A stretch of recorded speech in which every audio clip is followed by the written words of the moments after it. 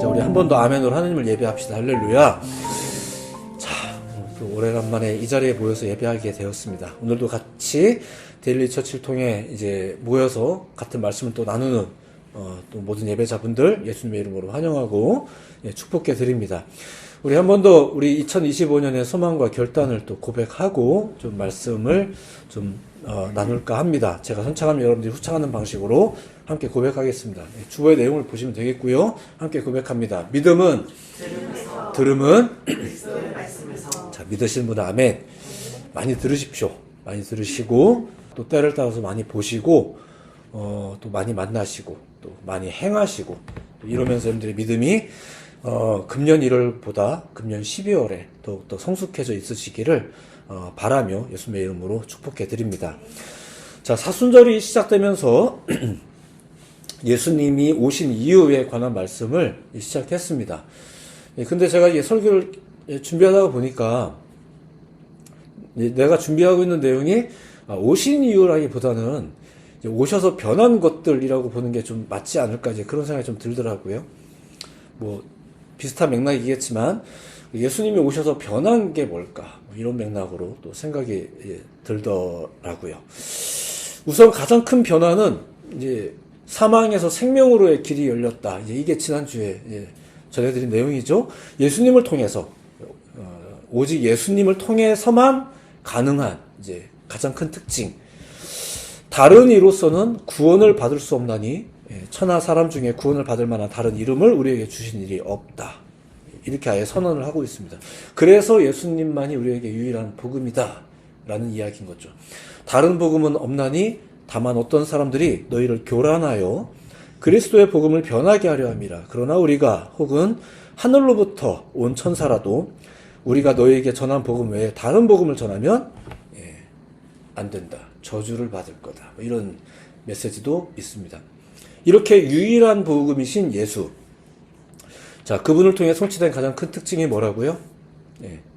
요한복음 5장 24절. 내가 진실로 진실로 너에게 이르노니 내 말을 듣고 또 나 보내신 이를 믿는 자는 영생을 얻었고 심판에 이르지 아니하나니 사망에서 생명으로 옮겼다. 이렇게 선언합니다. 사망에서 생명으로 옮겨지는 것. 자, 이게 부활입니다. 자, 그리고 예수께서 그 부활의 첫 열매가 되셨다라는 게 이제 성경의 증거입니다. 자, 그런데 더불어서 지난주에 이제 이런 이야기를 또 소개해 드렸죠.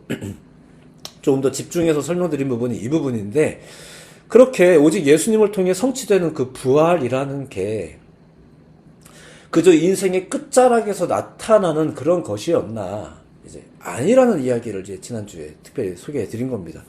성경에 기록된 예수님의 모든 행적들이 바로 그것을 보여준다. 이제 이런 설명을 지난주에 드렸어요.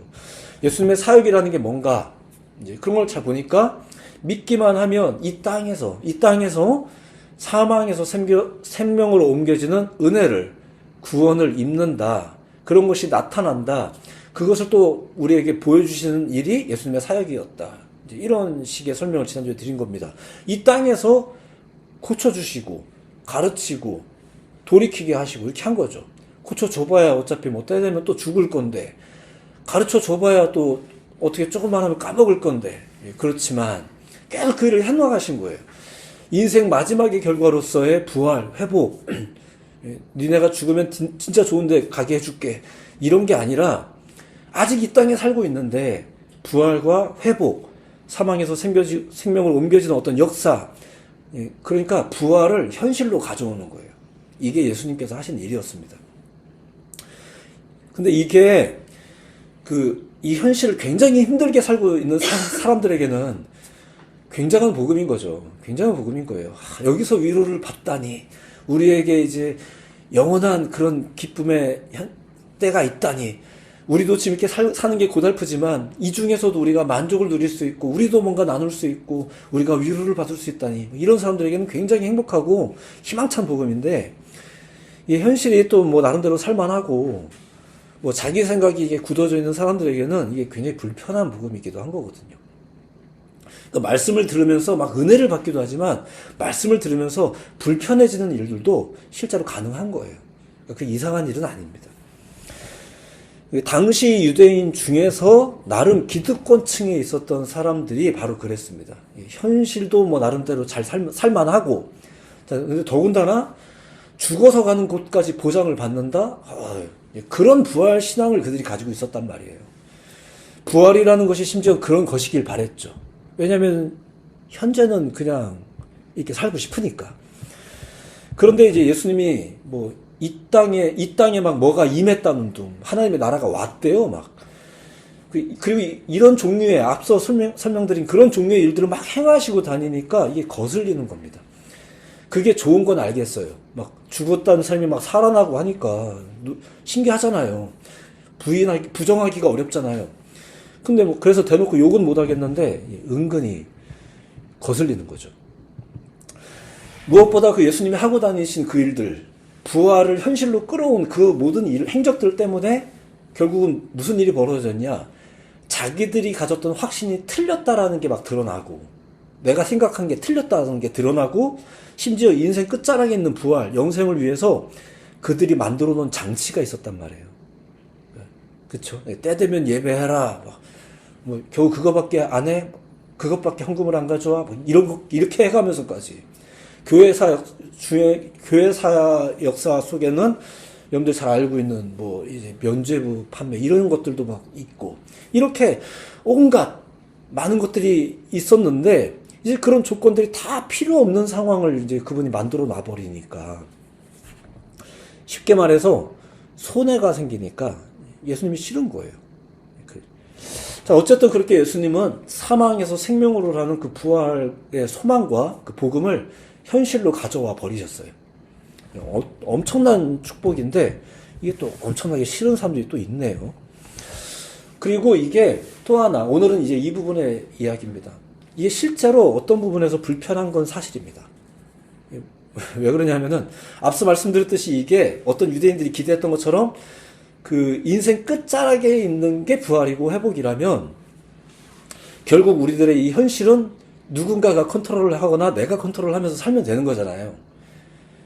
근데 이 땅에서 부활이 성취가 되어버리면 이제부터는 이 땅에서 그 부활의 법도로 살아야 되는 어떤 종류의 책임, 과제, 사명 같은 것들이 부여되는 거거든요. 이게 인간적인 계산으로는 이제 불편함이 맞습니다. 이제부터는 뭔가 달라져야 되는 거니까. 생각보다 많은 사람들이 그런 계산을 흔하게 합니다. 심지어는 교회 다니는 분들도 많이 하세요. 그래서 이제 이런 종류의 말이 나온 거죠. 여러분들이 아마 신앙생활 하면서 많이 들어보신 얘기일 거예요. 뭐, 다음에 믿을게. 언젠가는 믿을게. 끝에 가서 믿을게. 이런 말이 가진 의미가 뭐예요? 부활이라는 것이 맨 뒤에 있는 거고, 지금은 내 마음대로 하고 싶어. 라는 게 이제 깔려 있는 거잖아요. 근데 내가 원하는 계산이 아닌데 하나님의 그 일방적인 접근에 의해서 내가 구원을 경험하게 되고 복음을 접하게 되고 그 불편함을 딱 겪게 되었을 때 우리는 사실은 싫죠. 우리의 체감이 그래요. 어느 누구라도 자신의 삶을 자신의 주권으로 살고 싶어 합니다. 뭐 그게 이상하거나 잘못됐다는 얘기는 아닙니다. 다만 우리의 인생이라는 것이 죄나 죄의 결과와 무관하지 않다는 걸 여러분들이 아셔야 돼요. 생명의 법도가 우리의 삶을 주관해야 된다는 것이 기독교 복음의 내용이거든요. 근데 우리는 죄나 이런 것들에 대한 인식이 없으면 그냥 난 잘 살고 있는데 왜 나를 귀찮게 하고 내가 지금까지 살아온 걸 이상하게 만드냐 이러면서 괜히 서운하고 이런 마음들이 있는 거죠. 오늘 우리가 읽은 본문의 말씀이 빌립보서의 내용인데 빌립보서 내용에 바로 그런 권면이 좀 이제 포함되어져 있습니다. 관련된 이야기가 많지만 이제 오늘 이 본문만 가지고 좀 이야기를 집중해서 설명을 드리면 이렇습니다. 빌립보서라는 책이 있어요. 일단 편지죠. 편지. 사도 바울이 2차 전도 여행 때 이제 마게도니아 지방에 처음으로 세운 빌립보 교회에 보낸 옥중서신, 감옥에서 쓴 편지입니다. 그게 이 빌립보서예요. 이 빌립보 교회라고 우리가 보통 칭하고 있는데 이 교회도 뭐 바울이 뭐 열정이 넘쳐가지고 세워야겠다고 세워진 게 아닙니다. 우연히 세워진 겁니다. 갔는데 예배해야 될 처소가 마땅하게 없어서 물가에서 나 혼자 그럼 조용히 물가에서 예배할까? 이러면서 갔다가 어떤 한 여인을 만나는 바람에 그 여인이 이제 최고의 조력자가 되어서 내 친구도 있어요. 이러면서 사람들이 모이기 시작하고 그러면서 빌립보 교회가 형성이 된 겁니다. 그게 루디아입니다.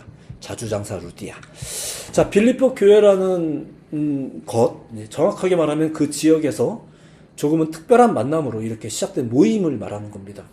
그 바울의 사역을 또 이제 재정적으로도 많이 후원하면서 마음을 나누었던 곳이기 때문에 바울 사도가 개인적으로 많이 고마움을 가지고 있던 그런 공동체였었어요. 근데 뭐 어떻게 이제 편지를 쓸 마음이 생겨서 기회가 돼서 이제 편지를 썼는데, 거기에는 이제 어떤 내용이 담겨져 있느냐, 빌립보 교인들을 향해서 어떤 염려와 권면 이런 것들이 담겨지는 거죠. 뭐 대단한 내용은 아닙니다. 누구에게나 할 수 있는 그런 염려와 권면의 내용들일 수 있어요. 다만 이제 그 내용 중에 보면 이런 것이 있는 겁니다. 빌립보 공동체 속에서 벌어지는 일말의 다툼과 허영의 문제. 이런 식으로 설명하는 게 좀 조심스럽지만, 이게 빌립보 교회는 성경에서 언급되어진 여러 지역 교회들에 비하면 지역들 중에서 꽤 괜찮은 교회입니다. 꽤 굉장히 괜찮은 교회고, 목사와 또 친한 교회고, 성도들입니다. 뭐 이런 교회, 저런 교회가 다 있을 수 있는 거죠, 뭐. 자, 그런데도 불구하고 그 교회 안에 일말의 다툼, 허영의 문제, 그리고 지금 그들에게 복음을 전했던 사람은 뭐 심지어 감옥 가 있어요. 이런 지경에서 여러 가지 또 내적인 혼란들, 여전히 그들 안에 있는 유대주의자들의 그 율법주의 문제, 뭐 이런 것들, 내 생각은 이런데 말이야, 네 생각은 이래, 뭐 이런 거 가지고 가끔 또 우리 사이에서도 옥신각신 하잖아요. 이런 것들, 이런 사상의 범람 문제, 이런 것들 때문에 조금씩의 혼란은 뭐 어디든 다 있습니다. 근데 그들을 향해서 굉장히 사랑하는 마음이지만 뭐 엄청 걱정돼서 이 편지를 쓴 건 아니에요. 하지만 사랑하는 마음으로, 고마운 마음으로 이 편지를 썼는데 거기에 또 권면을 담는 거죠. 그 권면이 오늘 본문의 내용이에요. 이 내용이 이제 이런 식으로 시작이 됩니다. 먼저 12절입니다. 들어보세요. 그러므로 나의 사랑하는 자들아, 너희가 나 있을 때뿐 아니라 더욱 지금 나 없을 때에도 항상 복종하여 두렵고 떨림으로 너희 구원을 이루라. 자, 이렇게 이제 이야기가 시작이 됩니다. 자, 다시 바울과 그들은 이미 오래전에 만난 사람들입니다. 그리고 바울을 통해서 예수님을 믿고 소위 구원을 받았어요, 못 받았어요? 받았어요. 본인들도 그걸 믿어요. 자, 그 시점부터 저들은 구원받은 자가 된 거예요. 사망에서 생명으로 옮겨지게 된 거죠. 자, 그런데 그것이 인생의 어느 지점에서 벌어진 일인 거잖아요. 인생 끝자락에 그렇게 된 게 아니에요. 지금 인생의 어느 지점에서 그렇게 된 겁니다. 근데 문제는 저들에게 복음을 전했던 바울이 또 뭐 복음을 전한다고 또 딴 데로 갔어요. 그렇게 떠나서 멋지게 뭐 목회하고 있는 줄 알았는데 뭐 심지어 감옥에 갇혀 있다대요. 뭐 이런 소식을 주고받으면서도 그래도 막 기왕이면 욕하기보다 염려하고 서로 좀 긍정적인 마음을 품고 있는데, 이제 그런 도중에 이런 편지가 이제 온 거죠. 근데 그렇게 예수님을 믿고 구원받은 자가 되었지만 그 복음을 전해준 사람도 없고, 우리는 또 우리 현실을 살아야 되잖아요. 그러다 보면 끊임없이 어떤 혼란과 어려움도 찾아오고, 내부에서도 막 가끔은 이제 의견이 달라서 막 이러고 있는데, 더군다나 악한 영도, 이제 이 부분은 좀 어렵게 들릴 수 있겠습니다만, 사단은 여러분들이 예수님 믿는 거 안 좋아합니다. 여러분들이 영생의 길에 들어서는 걸 사단은 싫어합니다. 그러니까 당연히 여러분들이 예배하는 거, 신앙생활하는 거, 성경 읽으려고 맘먹는 것, 기도하려고 맘먹는 거 걔가 싫어합니다. 그러니까 당연히 자꾸 방해합니다. 해방합니다. 여러분들에게 자꾸 다른 종류의 어려움들과 또 심지어 미혹함을 막 줍니다. 자, 이런 지경인데, 구원받았다는 것은 좋은데 구원받은 자로서 사는 게 이게 녹록하지가 않은 거예요. 녹록하지가 않아요. 불편함이 있을 수 있죠. 감각적으로 실제로 그렇게 느껴집니다. 자, 그래서 저는 자주 말씀드리기를 꾸준한 공급이 필요하다, 이런 얘기를 자주 드리는 거죠. 바울이 이런 편지를 쓰는 것도 그런 맥락입니다. 자, 근데 그 내용 중에 이런 표현이 있더라는 거예요. 두렵고 떨림으로 너희 구원을 이루라, 이런 말이 있어요. 다시 말씀드리지만 구원은 이미 받았습니다, 이 사람들. 근데 여기서 말하는 구원을 이루라라는 말이 무슨 말일까? 구원은 이미 성취가 되었는데 여기서 또 구원을 이루라. 자, 신학자들이 하는 말 중에 그 중생, 성화 이런 말이 있습니다. 중생, 리버스죠, 리버스. 뉴버스, 거듭남도 같은 맥락입니다. 다시 태어나다. 이건 예수님을 통해 믿음으로 주어지는 은혜입니다. 그게 구원입니다. 근데 성화라는 게 있습니다. sanctification. 이거는 삶에 대한 문제예요. 중생한 자들이 자신의 이제 삶을 살아야 되잖아요. 이게 끝자락에 받은 게 아니라 삶 중간에 받은 거잖아요. 이게 어떤 사람은 엄마 뱃속에서부터 받아서 출발하는 사람들도 있지만 어쨌거나 이 사람들도 이렇게 본어게인의 과정이 필요합니다. 어쨌거나 그들이 이제부터 삶을 살아야 돼요. 삶이 우리에게 주어진 선물이자 과제잖아요. 여기 이 과제가 신학적으로 규정할 때 성화의 과정으로 규정합니다. 남은 자신의 삶을 살아가면서 자신을 거룩하게 변화시켜 나가는 모든 과정들, 이것을 성화라고 합니다. 이게 바로 이 땅에서 사망에서 생명으로 옮겨진 자들에게 주어진 과제 같은 거, 이제 이런 겁니다. 우리의 과제이자 또한 이게 우리의 힘만으로 되지 않는 거, 성령의 도움이심이 필요한 거죠. 내가 나름대로 하나님 믿고 구원받았으니까 잘 살아보자, 이게 다짐으로 되는 게 아니라 때로는 목사를 통해, 교회를 통해, 결과적으로 성경과 성령을 통해 그들이 이제 제도적으로 이렇게 알려줘요. 제도적으로 알려주는데 그 제도가 좀 이상할 때는 문제가 있는 거지만 이건 딴 얘기니까 넘어갈게요. 죄송하지만 그런 것들을 배워서 아, 내가 기도를 해야 되는 거구나. 내가 성경을 봐야 되는 거구나. 이런 걸 배워가면서 자신의 삶을 성화된 자로서 변모해 나가는 것. 이게 너희 구원을 이루라라는 말입니다. 구원이 안 됐기 때문에 니네가 어떻게 좀 해봐. 이게 아니라 이미 구원은 받으셨는데 우리가 이게 순전하지 못한 거예요. 그리고 이 삶에 이 지구 마을에 그 풍토병 같다고 제가 말씀드렸잖아요. 하루만 집 바깥에 나갔다 와도 저녁 되면은 얼굴 끈끈한 거고 옷이 더러워져 있는 거고 그러니까 빨고 세수하고 하는 거 아니겠습니까? 아무리 좋은 동네에 살아도 집 바깥에 나갔다 오면 또 씻고 이렇게 해야 되는 거랑 비슷합니다. 계속 관리를 해줘야 되는 거예요. 이런 이야기는 성경에 너무 많죠. 가나안에 들어가면 끝인 줄 알았더니 뭐 들어가도 전쟁 치러야 되고 가도 똑바로 안 살면 뭐 망하기는 똑같이 마찬가지고 뭐 이런 식의 이야기가 계속 있는 겁니다. 그러니까 우리가 예수님을 믿어서 구원을 받았지만 우리 가족이 천국이다. 천국 같은 가족을 이루자. 이런 비전들과 사명들을 우리가 이 교회 안에서 신앙 안에서 나누고 있지만 실제 천국이 아닌 이상 이 지구 마을에서 펼쳐지는 이상 계속 노력을 해야 되고 다듬어야 되는 거는 너무 당연한 일입니다. 그게 이상한 일이 아닌 거예요. 너무 당연한 일인 거예요. 구원을 받았지만 믿었지만 삶의 문제가 그냥 탄탄대로인 게 아닌 거예요. 어려움이 있어요. 경우에 따라서는 더 있어요. 그런 어려움이. 왜냐하면 아까 얘기했잖아요. 자꾸 끼어든 또 애가 있단 말입니다. 자꾸 시험이 또 와요. 그래서 믿었는데 왜 더 어렵지? 네, 일면 당연하고요. 그래서 일면 미안하기도 하고요. 그렇습니다. 제가 이렇게 사역을 하면서 이게 옳다라고 믿어서 이렇게 권면을 했는데 가끔 그대로 사는 게 너무 걱정인 거예요. 이제 그대로 살으려고 가르치는데 그대로 살면 너무 미안해요. 왜냐면 고단할 걸 아니까. 그게 그로 인해서 얻는 큰 복이 있지만 그로 인해서 또 어려운 것도 있다는 걸 너무 잘 알기 때문에 좀 가끔 미안도 해요. 하지만 너무 귀한 삶을 또 살아내고 있는 예배자들이 또 이제 있더라고요.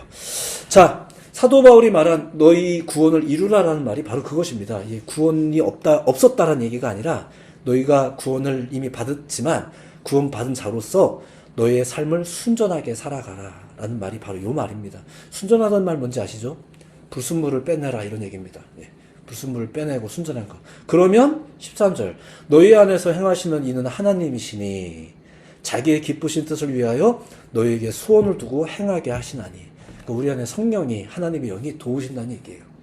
우리들의 계획만으로 그런 일이 성취되는 게 아니라 너희 안에 행하시는 이는 하나님이시니 하나님께서 도와주세요. 그러니까 14절 모든 일을 원망과 시비가 없이 하라. 이런 건 우리가 다짐하고 각오하면 되는 일이죠. 그렇게 들으시면 됩니다. 노력해야 될 부분이 있는 거예요. 씻어야죠. 씻는 건 내가 하는 거잖아요. 그러니까 그건 해야죠. 우리를 향한 하나님의 어떠한 뜻이 있는 겁니다. 그게 부활, 영생이 그저 꼴인이라면 그 이후에 아무 문제가 없이 있는 거라면 정말로 그게 끝자락에 있는 게 굉장히 합리적입니다.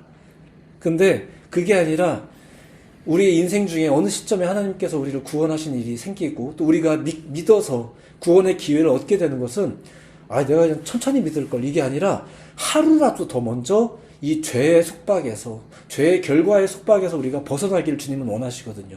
그러니까 괜히 일찍 믿어서 고생한다가 아니라 사실은 더 빨리 믿기를 하나님은 바라시는 거예요.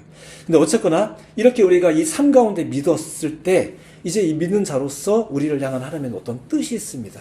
그게 뭘까? 그게 사도 바울이 저들에게 편지를 이제 쓰면서 오늘 본문의 15절 16절이 바로 그 내용입니다. 이는 너희로 흠이 없고 순전하여 어그러지고 거스르는 세대 가운데서 하나님의 흠없는 자녀로 세상에서 그들 가운데 빛들로 나타내며 이제 이렇게 어그러지고 거스르는 세대 가운데서 너희가 이제 이렇게 말하는 거죠. 자, 여기서 한 가지. 여기서 하나님의 자녀라는 호칭이 이제 등장합니다. 이게 바로 예수님이 우리를 통해서 성취하신 놀라운 일입니다. 사망에서 생명으로 옮기셨을 뿐만 아니라 어그러지고 거스르는 세대 속에서 하나님의 자녀가 되게 하시는 거예요. 이건요, 우리 신앙에서 성경이 가르치는 엄청난 축복의 한 내용입니다. 자녀가 된다는 게 그런 겁니다. 이에 대한 정보도 성경에 정말 곳곳에 많이 등장합니다. 대표적인 건 여러분들이 잘 알고 있는 주기도문입니다. 어떤 사람들이 물어보잖아요. 우리가 어떻게 기도해야 됩니까? 알려달라 했더니 그럼 내가 알려주는 대로 기도해? 이러면서 첫 문장이 이거였습니다. 하늘에 계신 우리 아버지요. 이렇게. 하나님의 진짜 아들이라는 분이 피조물인 우리들한테 그렇게 기도하라고 알려준 거예요. 우리가 또 합리적인 생각을 해보자면 우리도 이렇게 질문하고 싶은 거죠. 우리가 피조물인데 창조주를 향해서 아버지라고 불러도 되나요? 이런 마음이 들기도 하고, 어떻게 감히 내가 죄송해서 나는 그럴 자격이 없어서, 혹은 그냥 싫은데 우리는 이제 이런 소리를 자주 하는데, 예수님은 말하는 겁니다. 쓸데없는 소리 하지 말고 아버지라고 불러도 돼 라고 선언해 주시는 거예요. 그러니까 이게 굉장히 특권인 겁니다. 굉장히 특권이에요. 사망에서 생명으로 옮기셨을 뿐만 아니라 하나님의 자녀가 되게 하는 것. 더 부연하려면 너무 길어질 것 같아서 그만큼 이것이 큰 일입니다. 이게 예수께서 행하신 일, 우리에게서 일어난 큰 변화 중에 하나인 거예요. 우리가 하나님의 자녀로. 성경에 많은 전도자들이 부름받을 때 똑같은 맥락에 초청을 받았기 때문에 그 귀중함을 존중받는 겁니다. 사도 바울이라는 사람이 우리 동네에 온다는 소문이 났을 때 우리 동네가 긴장하고 있잖아요. 왜냐하면 그때 당시에 사도 바울은 예수쟁이들 잡아서 막 이렇게 괴롭히는 일을 했던 사람이거든요. 근데 이 사람이 뭔 일이 있었나 봐요. 근데 그러고 나서 딱 우리 앞에 딱 등장해서 우리 막 긴장하고 쳐다보고 있는데 눈빛도 변해 있고 우리를 대하는 태도도 좀 변해 있는 그 사도 바울이 딱 등장했단 말입니다. 쉽게 받아들여지기가 어렵죠. 하지만 시간이 좀 지나면서 이제 말하는 겁니다. 형제요. 이제 형제로 인정하는 거예요. 우리가 서로를 향해서 때로는 내가 생각하는 스타일의 성도가 아니고 나랑 생각이 너무 다른 성도가 이 자리에 있기도 하고 그럴 수 있지만 우리가 형제요라고 말할 수 있는 근거가 어디에 있냐 이거예요. 바로 우리의 믿음과 그 믿음으로 말미암아 하나님이 여러분들을 구원하시고 사랑하신다라는 그 증거와 사실, 그거 하나로. 저도 사역을 다니면서 여러 교회를 다녔지 않았겠습니까? 여러 젊은이들 만나지 않았겠습니까? 왜 솔직하게 말씀드려서 이쁜 사람, 안 이쁜 사람이 왜 없었겠습니까? 근데 그럴 때마다 저도 저 자신에게 계속 던지는 질문. 하나님이 너를 여기 왜 보내셨겠냐? 라는 마음들과 저들이 어떤 존재이겠냐? 라는 마음들이 저한테 계속 오는 마음인 거죠. 저도 애를 쓰는 겁니다. 저도 이제 성화의 작업을 저한테 계속 하는 겁니다. 야, 네가 목사식이나 돼서 누구는 좋아하고 누구는 미워한다는 게 말이 돼? 막 이러면서 이제 막 솔직히 마음속에 여전히 그런 게 있긴 하지만 계속 그걸 다스리고 억누르고 때로는 고치고 이러면서 저도 애를 쓰는 겁니다. 마찬가지세요. 구원받았어도 구원받은 자로서 사는 것은 쉽지 않을 수 있어요. 하지만 말씀과 성령이 도우시잖아요. 도우신다고 약속하셨고, 그러면 우리는 더욱더 구원을 이루는 자가 되라, 성화를 이루는 삶을 살라고 이제 바울이 상기시켜주는 겁니다. 그리고 그런 삶을 살면서 잊지 말아야 될 것이 있다. 그게 뭘까? 어그러지고 거스르는 세대 속에서 너희는 하나님의 자녀가 된 거다. 그러니까 자녀답게 살도록 노력해. 지금 이런 말을 해나가고 있는 겁니다. 별로 안 대단하죠? 어쩌면 뻔한 말인 것 같습니다. 근데 예수님이 이루신 일, 예수님을 통해서 일어난 변화를 설명하면서 지금 하나님의 자녀에 대한 이야기를 소개해드리고 있는 겁니다. 그러면 너희를 통해서 이런 일이 벌어질 거야. 16절 생명의 말씀을 밝혀 나의 다름질이 헛되지 아니하고 수고도 헛되지 아니하므로 그리스도의 날에 내가 자랑할 것이 있게 하려 함이라. 나는 지금 감옥에 갇혀 있잖아요. 서글픈 것도 있어. 나만 봐도 서글프긴 해. 근데 내가 너희들과 교제했던 것들, 내가 너희를 통해서 너희들에게 가르쳤던 것들, 이런 얘기들을 같이 상기하면서 너희가 그것을 잊지 않고 하나님의 자녀됨을 잊지 않고 생명의 말씀으로 너희가 살아갈 때, 이제 더 나아가 너희가 생명의 말씀을 밝히는 자가 되어서 살아간다면 나의 다름질이 헛되지 않을 것 같다. 나의 수고도 헛되지 않을 것 같다. 내가 자랑할 것이 있을 것 같다. 나는 그게 참 기분이 좋을 것 같아. 자기의 고백을 이렇게 하고 있는 거예요. 말씀으로 너희를 밝히며 살아. 그러면 너희를 통해 그 말씀이 또 밝히 드러날 거야. 삶에 대한 이야기입니다. 때 되면 나 없어도 예배 열심히 해. 이 얘기가 아니고. 예, 삶을 그렇게. 그리고 진짜 최종적으로 마지막 때가 되어서, 생각해 봤을 때, 나도 너희가 되게 자랑스러울 것 같아. 이런 이야기를 하고 있는 겁니다. 말씀을 정리합니다. 바울 사도가 빌립보 성도들을 격려하고 권면한 편지에는 분명하게 이 사실이 적시되어 있습니다. 이거는 이 편지뿐만 아니라 그가 전한 모든 이야기 속에서 복음의 내용 중에 계속 나와 있는 큰 증거입니다. 첫 번째 증거는 지난주에 소개해드렸습니다. 예수님으로 인해서 사망에서 생명으로 옮겨진 일들이 벌어졌다. 당시의 사람들은 그것이 끝에 벌어진 일인 줄 알았어요. 오늘날에도 끝에 벌어지는 일이라고 생각하는 사람들이 가끔씩 있는데 그렇지 않다는 것. 현재 벌어지는 것. 그럼 천천히 믿을 걸. 아니요. 하루라도 빨리 믿는 것이 더 복되다라는 것을 우리가 깨달아야 됩니다. 그런 일이 있었다는 것을 지난주에 소개해드렸습니다. 예수를 통해서 벌어진 일입니다. 사망에서 생명으로. 자, 그리고 오늘은 이제 바울이 빌립보 교회에서 권면하는 내용 중에 이 편이 등장했었죠. 하나님의 자녀가 되게 하셨다는 것. 이것도 그냥 거두절미하고 아무나 하는 거 아닙니다. 아무나. 우리끼리 모여서 우리 이제부터 하나님의 자녀 될래 한다고 되는 게 아닙니다. 우리끼리 둘러앉아서 피조물들 중에 머리 제일 좋은 애들이 모여서 우리는 나름대로 특별하지 않냐? 우리가 심지어 하나님 자녀식이나 우리가 스스로 돼보자. 이게 우리끼리 해서 되는 게 아니란 말입니다. 그리고 누가 가르쳐 준 제도로 되는 것도 아니고 오로지 예수께서 하나님의 자녀, 진짜 아들이 알려준 방법이니까 우리도 정말 그렇게 해도 되나요? 해도 돼. 하라고 알려준 거 아니야. 그러니까 우리도 담대하게 내가 이번 주에 지은 죄가 많은데 알았으니까 해. 이제 이 얘기를 하는 거예요.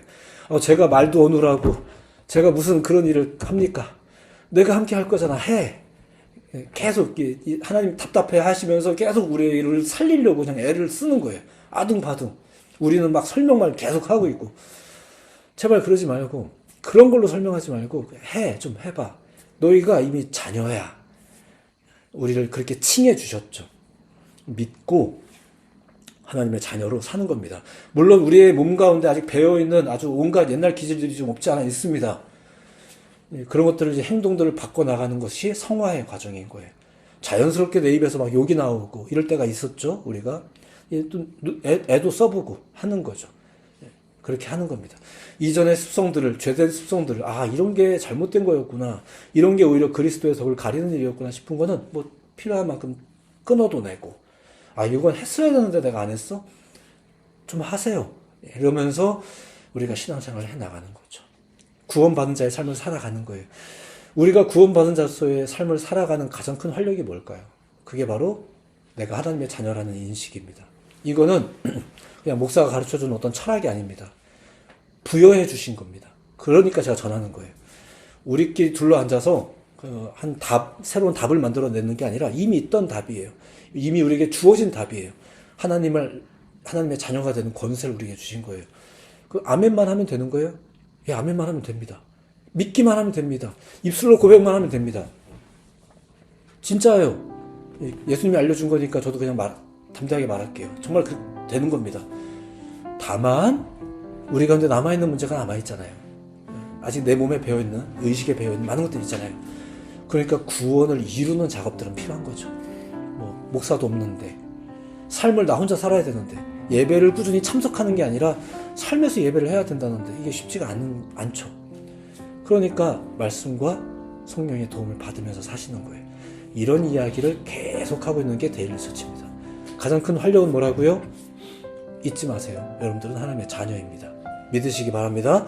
그 큰 은혜를 우리는 입었고요. 예수님이 오셔서 성취하셨습니다. 그 은혜를 깊이 새기는 여러분들의 사순절 기간이 되기를 다시 한번 예수님의 이름으로 축복해드리고 여러분들의 새로운 한 주를 응원해드립니다. 기도하겠습니다.